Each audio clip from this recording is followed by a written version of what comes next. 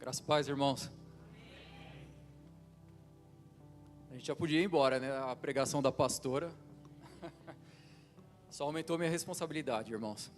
Mas o Senhor sabe que é com amor e temor que aqui estou, amém? Então vamos dar seguimento. O pastor me desafiou para estar falando dessa série, Avançando com o Senhor, né? E ultimamente, irmãos, o ano passado não foi fácil para ninguém, né? E da virada do ano para cá, muitas coisas se levantaram e a gente não entendia o porquê. Mas Deus nos deu sabedoria e discernimento para continuar firmes no caminho do Senhor. E a gente sabia que tinha algo maior por vir. E justamente essa semana o Josi mandou mensagem para mim pedindo para que eu cobrisse ele. É uma grande honra, mas justificou tudo aquilo que havia passado, né? Então, se nós tivéssemos murmurado e pecado contra o Senhor, não seria digno de estar aqui. Mas o Senhor concedeu graça e misericórdia, amém? Então, irmãos, eu vou orar para que o Senhor me dê sabedoria e que me dê discernimento e que também abra o coração dos irmãos para que seja como uma boa terra e que a semente seja semeada, amém? Senhor, obrigado por esse momento, Pai. Eu peço que o Senhor me dê discernimento. Senhor, toda a honra e toda a glória é Tua. Pai, abra os céus, abra o meu entendimento, usa os meus lábios. Purifica, Senhor, meus lábios como as brasas vivas do altar. Senhor, que não seja eu a falar, mas seja o próprio Deus. Tu sabes que sou limitado, Senhor. Mas o Senhor, na sua plena sabedoria, há de falar tudo aquilo que o Senhor tinha preparado para esse dia.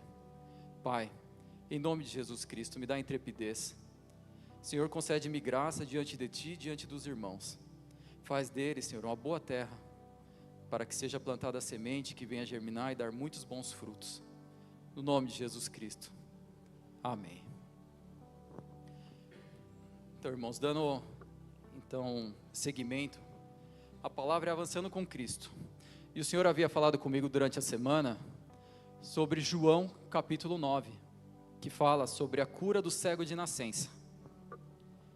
Vou pedir para os irmãos abrirem aí, João 9, capítulo 1. Versículo 1, perdão.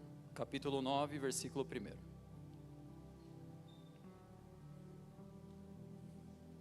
Irmãos, quem viajou já? Quem está voltando de férias aí?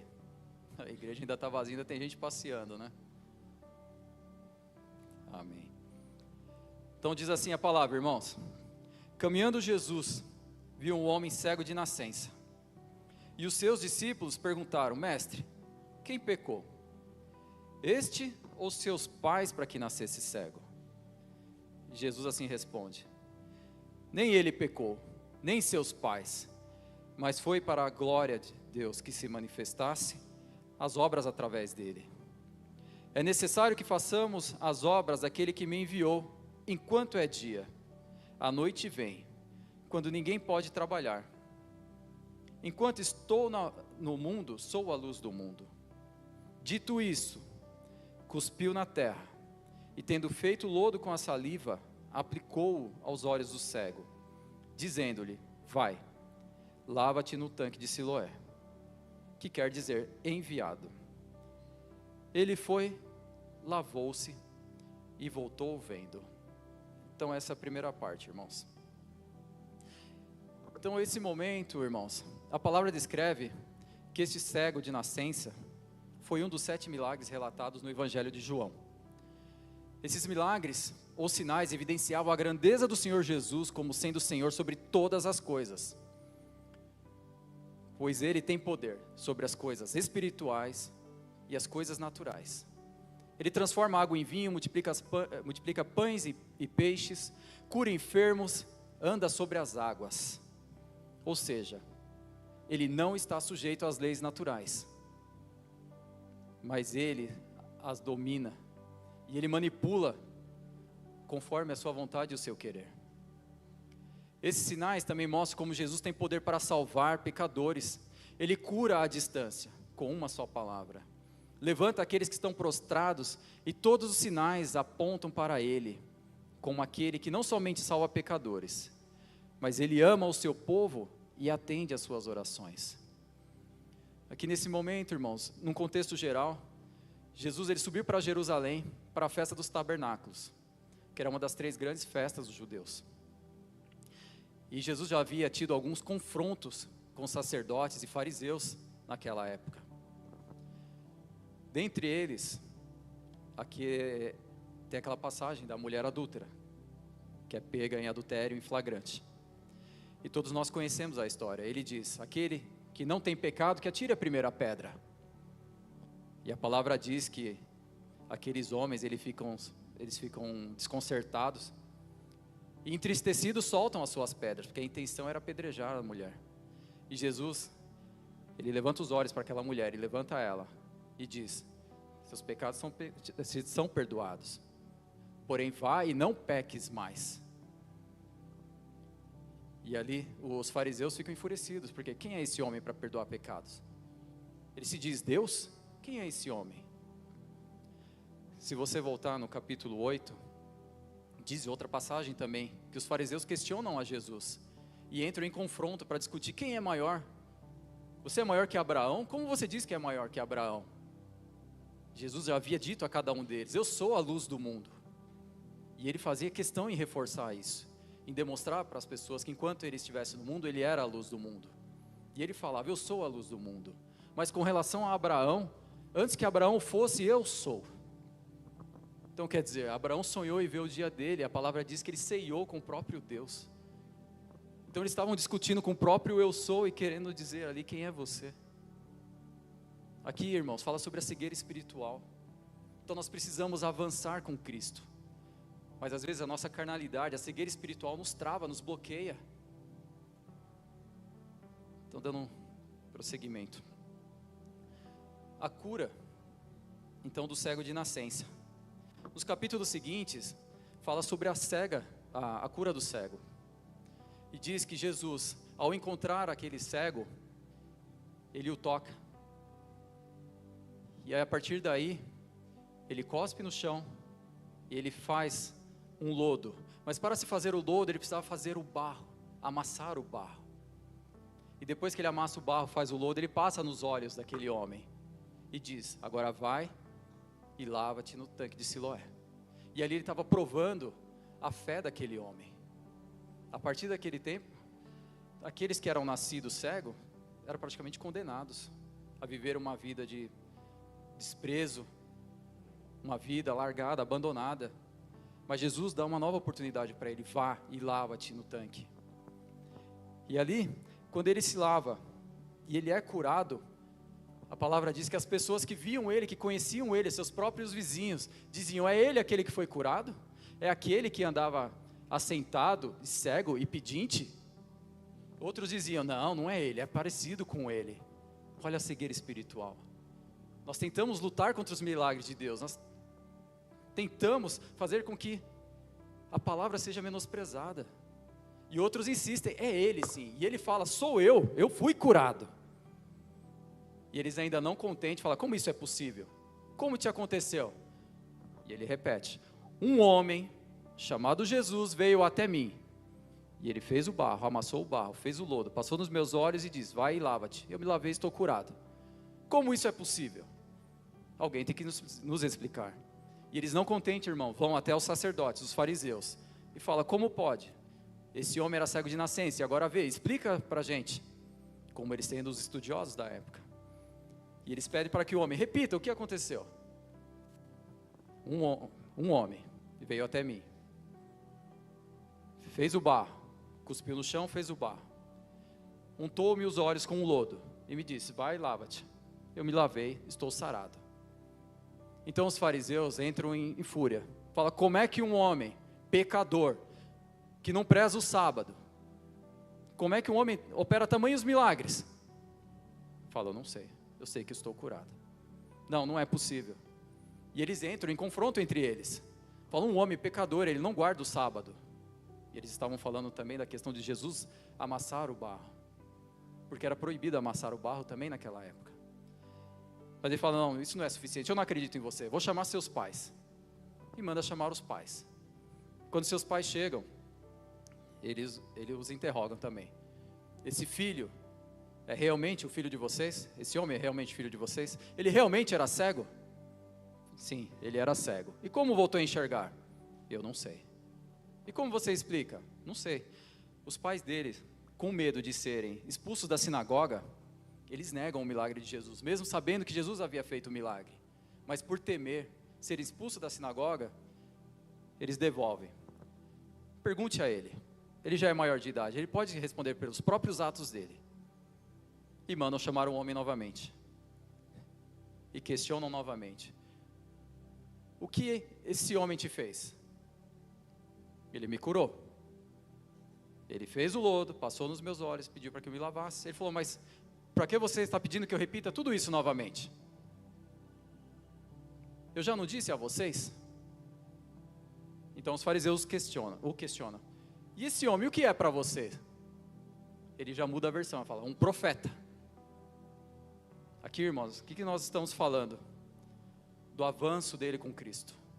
Aquela cegueira espiritual, ela vai passando no decorrer de que ele é interrogado pelos fariseus. E ele vai se convertendo ali conforme ele vai sendo interrogado. E ele vai entendendo que Cristo é o Todo-Poderoso. Então perguntam a ele, esse homem é o que para você? Ele é um profeta. E eles entram em discussão. Mas sendo ele pecador, como pode fazer tamanhos milagres? Ele fala, eu não sei. Apenas vejo. E começam a discutir. E esse homem fala, como ele sendo pecador, é usado por Deus? Sabemos que Deus não usa homens pecadores, mas que usa servos de Deus, aqueles que o temem, ele os ouve e o atende. E os fariseus continuam se enfurecendo. E entram em conflito, falando, como pode? Ele é pecador. Ele não pode apurar milagres. Quando o homem repete novamente a frase a eles, diz a eles, vocês querem se tornar discípulos de Jesus? E cada vez mais eles iam se enfurecendo. E no final da discussão ele diz, discípulo de Jesus é você. Nós somos discípulos de Moisés. Porque Deus falou a Moisés e não falou a Jesus. Quem é esse Jesus? Nós nem sabemos de onde ele é. Então aquele que antes era cego diz para ele, eu creio que Deus o usou. Eu creio que ele é de Deus. Eu creio que ele me curou. E assim foi feito. Então os fariseus se revoltam e expulsam ele da sinagoga. Agora eu vou pedir para que os irmãos voltem. Vamos retornar para os versículos. Eu vou explicar um pouquinho dos versículos. Então João, capítulo 9, de 1 a 7. E passando Jesus viu um homem cego de nascença. E os seus discípulos lhe perguntaram, dizendo, Rabi, quem pecou? Este ou seus pais, para que nascesse cego? Aqui, irmãos, os discípulos partiram da crença de que toda doença era um pecado específico. E que se uma pessoa estava doente, era porque ela ou seus pais haviam pecado contra Deus. Lá no capítulo de Jó, descreve que mesmo sem pecado, Jó adoeceu. E aqueles amigos que vinham até ele, até então para consolá-lo, depois de um tempo, questiona, Jó, o que você fez contra Deus para receber tamanha desgraça sobre sua vida? E Jó não havia pecado. Havia acontecido ali uma permissão de Deus para que Jó sofresse tudo aquilo, mas que no final o nome dele fosse glorificado. Então, irmãos, aqui, essa resposta de Jesus, ele nos ensina que às vezes, em sua infinita graça e sua infinita soberania, que muitas vezes é misteriosa para nós, ele nos permite o mal no mundo, o sofrimento no mundo, mas é para a sua própria glória. E às vezes, irmãos, são para que nós cresçamos no nosso sofrimento e aprendamos a depender de Deus, amar a Deus com nossas experiências e futuramente até ajudar aqueles que passam pelo mesmo tipo de problema. Ou então para que, sendo curadas ou libertadas, possamos glorificar o nome de Deus e demonstrar todo o seu poder. Então, irmãos, nós temos vários exemplos aqui de curas maravilhosas que Deus operou. de situações que eram inaceitáveis ou inimagináveis, e o Senhor mudou todo o rumo da história. Então é isso que Ele quer de nós. Ele vai nos apertar, vai nos espremer, mas Ele vai extrair o melhor de nós. Como o ouro do ourives é queimado até a última instância lá, para que nós venhamos a refletir a imagem do Senhor. É isso que Ele quer de nós. Ele vai nos amassar, vai nos esmagar, vai ver qual é o nosso limite, mas Ele vai falar, agora você está pronto. Falo isso de mim, irmãos. Eu sei tudo que eu passei para chegar até aqui, para a glória de Deus. Ele amassa, Ele te prepara, Ele te faz doer, Ele te faz sentir, te livra do laço da morte, Ele te faz passar um aperto financeiro para que você aprenda a valorizar tudo aquilo que Ele te dá, mas tudo é para a glória de Deus. Hoje Ele nos usa para abençoar as pessoas. Mas se nós não tivéssemos aprendido isso lá atrás, como é que você vai sentir a dor do irmão? Mas a gente teve que aprender lá atrás. E assim Ele faz com cada um. Então toda a cura é para a glória dEle, todo o aperto é para a glória dEle, tudo é para a honra dEle. E os judeus antigos não tinham essa visão. Eles eram baseados em uma das palavras. Números 14, 18 diz assim: o Senhor é muito paciente e grande em sua fidelidade. Ele perdoa a iniquidade e a rebelião, se bem que não deixa o pecado sem punição, e castiga os filhos pela iniquidade dos pais até a 3ª e 4ª geração. Então eles estavam travados aqui, não enxergavam a luz do mundo, eles não avançavam, a cegueira espiritual os travavam. E Jesus lhe respondeu: nem ele pecou nem seus pais, mas foi para que se manifestem nele as obras de Deus. E Jesus continua: convém que eu faça as obras daquele que me enviou, enquanto é dia. A noite vem quando ninguém pode trabalhar. Enquanto estou no mundo, sou a luz do mundo. Em 2 Coríntios 4:4 diz assim: aqui, irmãos, é o diabo trabalhando o tempo inteiro para apagar a luz do mundo, para fazer com que nós não consigamos enxergar a Deus como a luz do mundo, como o Salvador, como o Messias. E ele trabalha até os dias de hoje. A palavra diz assim, nos quais o Deus desse século cegou o entendimento dos incrédulos, para que não lhes resplandeça a luz do evangelho da glória de Cristo, que é a imagem de Deus. Hoje continua da mesma forma. Vocês veem a pregação do evangelho de uma forma absurda, a distorção do evangelho, a prosperidade distorcida, os milagres falsificados, a distorção da palavra, irmãos. O diabo trabalha dia e noite, e ele ofusca a luz de Deus. Então, a palavra diz, se nós não nos empenharmos, se não nos jejuarmos, se não orarmos, se não buscarmos, como veremos a luz do mundo? O Senhor é o Messias, Ele é o Salvador. Enquanto estou no mundo, sou a luz do mundo. João 8,12 diz assim: falou-lhes, pois, Jesus outra vez dizendo: eu sou a luz do mundo. Quem me segue não andará em trevas, mas terá a luz da vida. Esse é Cristo. Quando aceitamos Jesus como Senhor e Salvador, Ele é a nossa luz. Nós caminhamos para uma vida futura, uma vida vindoura. Tudo isso aqui é passageiro, irmãos. Tudo isso aqui é passageiro. Então nós temos que viver desapegados de bens materiais, viver desapegados de picuinhas. O nosso foco é o reino dos céus. Só que as pessoas estão atentas ao seu testemunho, à sua vida. Então nós pregamos com nossa vida, não só com palavras, mas com nossas vidas. O Senhor é a luz do mundo, e Ele quer que nós revelemos para outras pessoas. Jesus é a luz do mundo. Então, para aqueles que estão enfermos, para aqueles que estão perdidos, aqueles que estão perdidos em drogas, que estão desviados, não há outro caminho. Jesus é a luz do mundo. Tendo dito isto, cuspiu na terra, e com saliva fez lodo, e untou com o lodo os olhos do cego.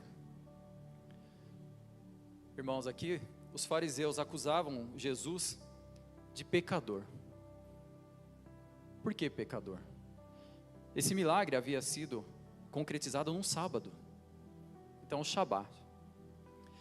Existe 39 atividades proibidas que foram criadas por judeus, que você não pode realizar no Shabat. essa lei, ela se chama Mishnah. Então é uma lei que foi desenvolvida e estabelecida pelos homens e não por Deus. Uma das atividades proibidas na Mishnah é amassar o barro. Como Jesus é perfeito em tudo que faz, irmãos. Então, sabendo disso, ele fala, vou desafiar o homem. Por quê? Eu sou o Senhor do sábado, eu sou o Senhor dos homens. Então Jesus cospe no chão, amassa o barro e faz o lodo. Dentre outras atividades, acender fogo, apagar fogo, plantar, colher, debulhar, tudo isso é proibido de se realizar no sábado. E aqui Jesus está dizendo, eu sou a luz do mundo, eu sou o dono do sábado, eu sou o dono do barro. Fui eu quem criei Adão, do barro. Então ele faz uma menção à criação ali, ele amassa o barro e gera cura. Então quando ele gera cura, imagina ele tocando nos olhos do homem ali, os glóbulos oculares sendo refeitos, a retina, os nervos, tudo sendo recriado. Ele diz, eu sou o Criador, eu sou a luz do mundo, eu sou o grande eu sou. Que vocês estão me questionando, mas ele faz aquilo para provar o quê? Que ele é maior que o homem. Então aqui, irmão, nós vemos a nossa religiosidade, como apego a costumes e tradições que não são bíblicos às vezes, pois não há nada na Bíblia que proíba fazer barro aos sábados. Aquilo era uma lei humana. Como os costumes e doutrinas sem fundamentos bíblicos nas igrejas cegam as pessoas que não conseguem ver a verdade. Nos apegamos a práticas e tradições porque estão nas igrejas há décadas e dizemos, mas sempre foi feito dessa maneira e não conseguimos enxergar a verdade diante dos nossos olhos. Irmãos, eu tenho um exemplo aqui. Aconteceu comigo, quando eu estava internado lá com Covid, eu já estava com alta, e aí eu tive a oportunidade de pregar para um irmão que estava lá, e ele tinha acabado de chegar, acho que um dia, e eu tive a oportunidade de contar do meu milagre da cura para ele. Irmãos, por incrível que pareça, ao invés de falar assim, glória a Deus, e eu vou para a igreja, essa era a reação que eu esperava dele. Ele falava, irmão, quando eu sair daqui eu vou comprar um terno novo, e vou para a igreja. Eu falei, mas por que Deus está preocupado com o seu terno, e não com a sua alma? Ele não soube me responder. Mas as tradições, a religiosidade, às vezes prega isso. Dependendo, infelizmente, se você está destruído, você está amargurado, você está com problemas, dependendo da igreja que você entrar, dependendo da sua veste, você não pode entrar. Hipocrisia, irmãos. Jesus, onde Jesus escreve alguma coisa, descreve na Bíblia? Ele fala assim, para nos vestirmos com decência. Isso sim. Mas você ser proibido de ter a salvação por causa da sua veste? E se você não tem condição de ter? Você não tem condição de entrar no reino dos céus? Irmãos, outra coisa que me chamou a atenção também nesse último Natal. Vocês viram que ocorreu lá na igreja católica, lá no Vaticano? O Papa abrindo a porta, fazendo menção a Jesus Cristo. Mas o que a palavra diz? Quem é a porta? Jesus diz, eu sou a porta. E o Papa faz questão, e a tradução dizia, eis que estou abrindo a porta para a salvação do mundo. O Papa dizia isso. Olha a religiosidade. Mas se nós não conhecermos a palavra, se você está perdido no mundo, se você é um católico, você vai falar assim, nossa, o Papa abriu a porta da salvação. Então eu vou continuar pecando porque a porta está aberta. E vai todo mundo para o inferno, irmãos. Mas Jesus diz, eu sou a porta. Eu sou a porta. E as ovelhas que entram pela porta serão salvas. Eu sou o bom pastor. Assim diz o Senhor. Mas a nossa religiosidade insiste em nos cegar.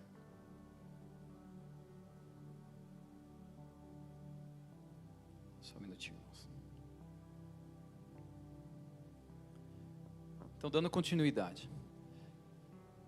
Mais adiante, irmãos, mais ao final, vou pedir para que os irmãos vão agora para o versículo 35, quando Jesus revela-se ao cego.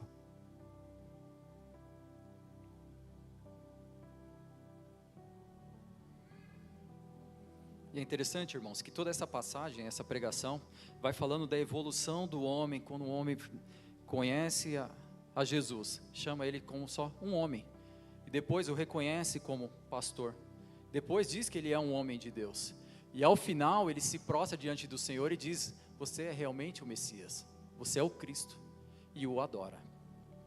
Então a palavra diz assim: ouvindo Jesus que o tinham expulsado, encontrando-lhe, lhe perguntou: crês tu no Filho do Homem?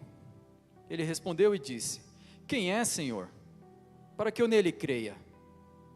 E Jesus lhe disse: já os tem visto, e é o que fala contigo. Então afirmou ele: creio, Senhor, e o adorou. Então aqui fala sobre a conversão completa dele, irmãos. E quando Jesus se refere: crede no Filho do Homem, faz menção à expressão utilizada pelos judeus, que faz referência direta ao Messias, ou ao próprio Deus. E quando Jesus se apresenta para aquele homem e diz: crês tu no Filho do Homem? É como se ele estivesse dizendo: crês tu no próprio Deus? Crês tu no Filho de Deus? Ele está se revelando àquele homem como o Messias, Salvador, o Messias tão aguardado, é Ele. E ele diz: eu creio, Senhor, e o adora. Então Jesus está dizendo a esse homem que ele é o Messias, ele é um milagre glorioso. Este homem deixa de estar perdido na cegueira e passa a não apenas ver o mundo ao seu redor, mas ver o próprio Messias. Há momentos na vida, irmãos, que nós estamos cegos. Talvez não possamos ver com nossos olhos físicos. Talvez estejamos andando com Deus, mas estejamos lutando para ver a mão de Deus em nossa vida, sendo que ela está presente em todo o tempo. Ou talvez ainda não estejamos andando com Deus e, portanto, vivendo em trevas. Essa história nos mostra como Jesus quer abrir os nossos olhos. Ele quer nos ajudar a ver, irmãos. Em Atos 7:55 diz assim, que Estevão, quando ele foi praticamente preso e apedrejado, Paulo fazia parte ali era Saulo ainda. E Saulo era um daqueles que ajudava a segurar as vestes dos fariseus. E Estevão foi praticamente ali um dos primeiros mártires que nós sabemos, que conhecemos. E a palavra diz assim, que Estevão, no seu momento ali de agonia e de morte, cheio do Espírito Santo, ele olha para os céus e vê Deus e Jesus à sua direita. E ele diz assim: eis que vejo os céus abertos e o Filho do Homem em pé à direita de Deus. Então tudo aquilo que Jesus passa, tudo aquilo que Ele fala, tudo aquilo vinha se cumprindo. Então Ele diz: eu sou a luz do mundo, eu sou o Filho do Homem, quem crê de mim terá vida eterna. E eis que vejo os céus abertos e o Filho do Homem à direita de Deus. O Deus Filho à direita de Deus. Jesus revela ao curado, irmãos, que Ele é Deus, luz do mundo e o Messias esperado, e Ele o adora. O judeu, irmãos, diz que o judeu, principalmente o ortodoxo, ele não se prostra diante de ninguém. Quando ele se prostra diante de alguém, ele está declarando a sua reverência ali como Deus. Então quando ele ora a Deus, ele ajoelha, declarando que há só um Deus.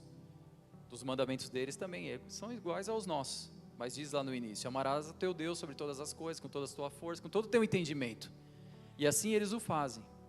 Então esse ato do homem curado, de se dobrar diante do Senhor e declarar e o adorar, ele está o reverenciando como Deus. Então quando ele se ajoelha diante de alguém, ele está confessando que Ele é Deus. Então ele confessa ali: Senhor, Tu és Deus. E ele se prostra e o adora.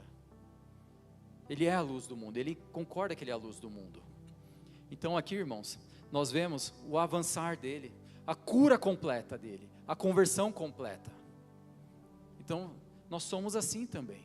Às vezes passamos por processos. Alguns são batizados no Espírito Santo de imediato, outros não. Alguns recebem a conversão de imediato, outros não. Alguns são convertidos, mas tem uma mudança de vida imediata, outros não. Então, alguns passam por processos. Nós temos exemplo na família que a conversão foi imediata. Nós temos exemplos que não foram tão imediatos. E temos exemplos que ainda estão se convertendo. Então cada um tem o seu tempo. Então a conversão dele se completa quando ele reconhece: Senhor, Tu és Deus, e o adora. Então nós vemos aqui o processo. Primeiro, ele diz que Jesus era apenas um homem, pois um homem me tocou e me curou. Depois ele diz, quando questionado, ele é um profeta, porque ele foi usado por Deus. Depois ele diz, era um homem de Deus. Quando questionado, mas ele era pecador, como pode curar? Não, Deus não usa pecadores. Se Deus o usou para me curar, realmente ele é um homem de Deus. E por fim ele confessa: Senhor, Tu és o meu Deus. E o próximo o adora. Irmãos, o que isso nos mostra? A questão da nossa cegueira é a nossa carne. Infelizmente, às vezes, nós não queremos pagar o preço. Nosso espírito está dizendo: vai orar. Ah, mas eu vou acordar de madrugada. Ah, mas vai jejuar. Ah, mas o café da manhã é a maior parte do dia, a melhor parte, meu. Toma um cafezaço lá com pão, com cereais e tal. Faz do almoço. Eu não consigo ficar sem almoçar. Então a gente vai criando barreiras, essa espiritualidade, vai ficando enfraquecida.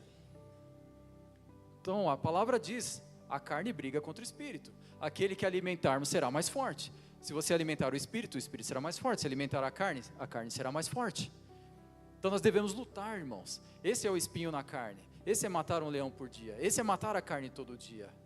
Então nós devemos alimentar o espírito. E quanto mais alimentamos o espírito, mais se aproximamos de Deus. Quanto mais nos aproximamos de Deus, mais ouvimos a sua voz. Quanto mais ouvimos a sua voz, mais operamos milagres. Quanto mais operamos milagres, mais pessoas se convertem. Quanto mais pessoas se convertem, mais a congregação vai aumentando. E assim por si só. É assim que Deus faz. É isso que Deus quer. Estou caminhando para o final já, irmãos. O que nós podemos tirar como lições? Que o mundo está em trevas, como um cego de nascença. O mundo é ignorante a respeito do verdadeiro Deus. O mundo está em trevas morais e espirituais. Caminha perdido e sem rumo em direção à condenação eterna. E o pior de tudo é que as pessoas estão vivendo como no tempo de Noé. Então estão gozando de uma falsa felicidade, e que irá lhes custar a salvação. Jesus é a luz do mundo. Ele trouxe a luz a um cego que estava em trevas. Através da sua cura, ele pode conhecer a Jesus e então vir para a luz. Ele nos revela o próprio Deus.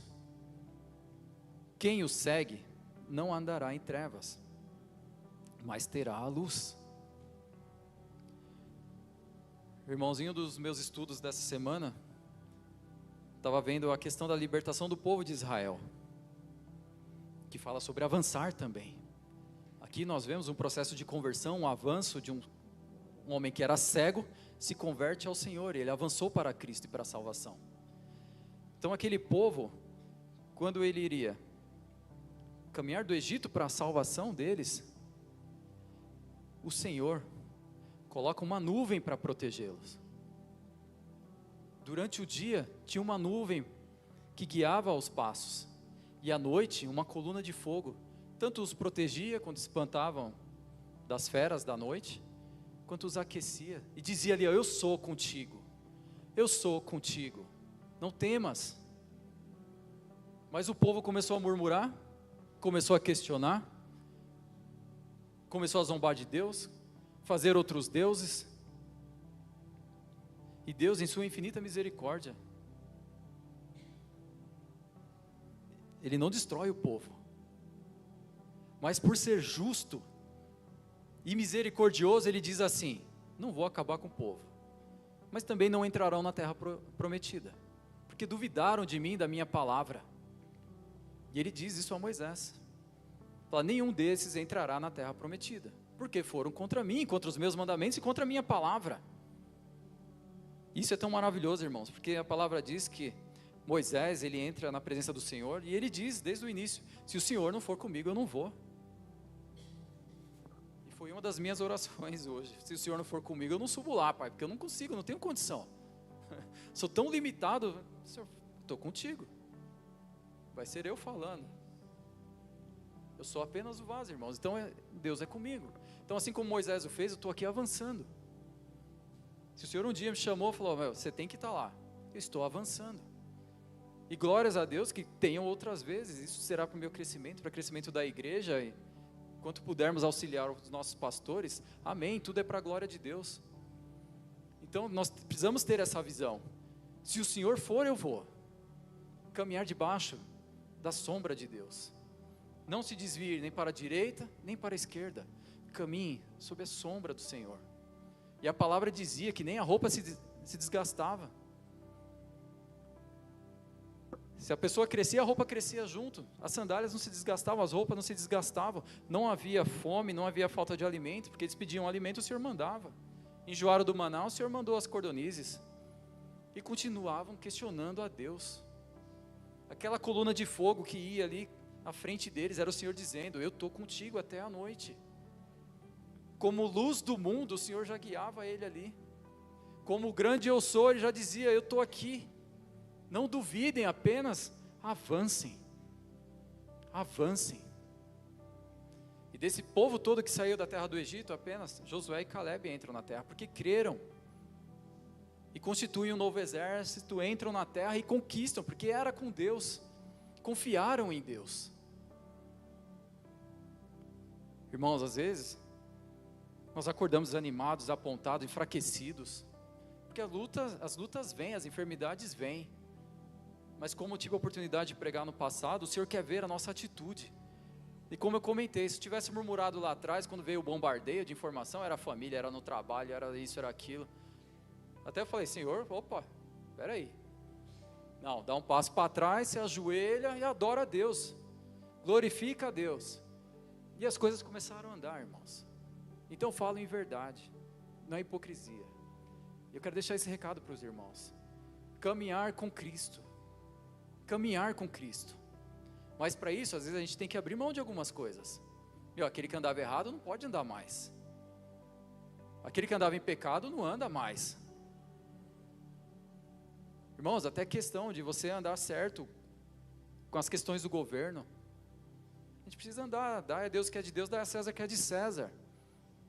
Porque quando você quer andar direito, o laço vem por trás.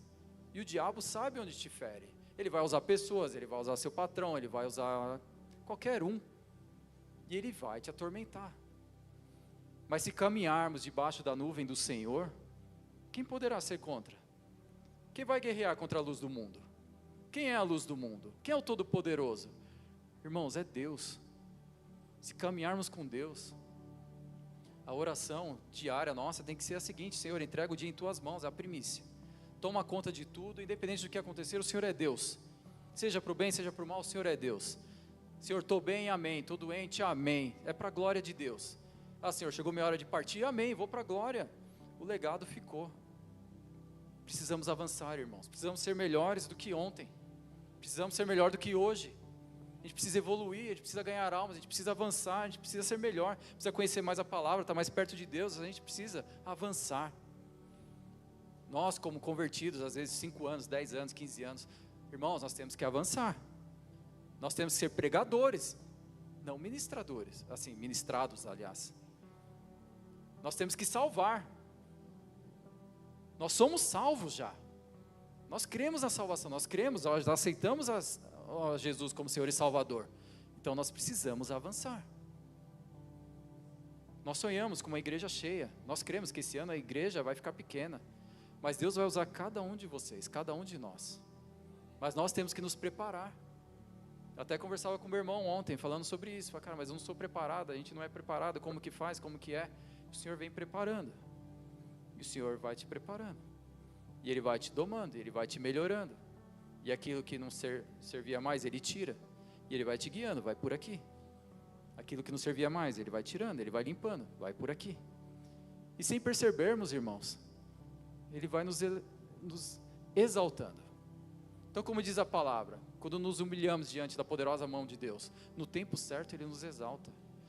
Mas não é para que nosso coração se exalte, Pelo contrário, quanto mais perto de Cristo, mais inferiores nós devemos nos sentir. Nosso coração tem que ser puro, humilde. Nós temos que nos desapegar daquilo que nos afasta de Deus. Aquilo que nos causa mal tem que cair por terra. A enfermidade vem, e ela vem sim, mas tudo tem um propósito. Tudo tem um propósito. Seja para crescimento, que seja para você ensinar outras pessoas, passar o seu conhecimento a outras pessoas. Tudo tem um propósito de Deus. Tudo é para a glória de Deus. Tudo é para a honra de Deus. Então, irmãos, esse recado que eu queria deixar para vocês. Como esse cego de nascença, que ele pôde passar por essa conversão e ver a luz do mundo, o Senhor Jesus Cristo como Senhor e Salvador, e se entregar aos seus pés, que toda a venda espiritual caia por terra, que toda máscara espiritual caia por terra, que em nome de Jesus Cristo a gente consiga o reconhecer como Senhor e Salvador, como luz do mundo todo-poderoso, aquele que nos promete a vida eterna ao lado dele. Amém? Era isso que eu queria deixar para os irmãos hoje. Espero que tenham sido compreendido. Tudo é para a honra e glória do Senhor. Estou avançando, irmãos. Tenho muito a aprender ainda. Ainda tremo muito aqui, ainda fico muito tenso, mas tudo é amor e temor a Deus. Amém? Amém, irmãos.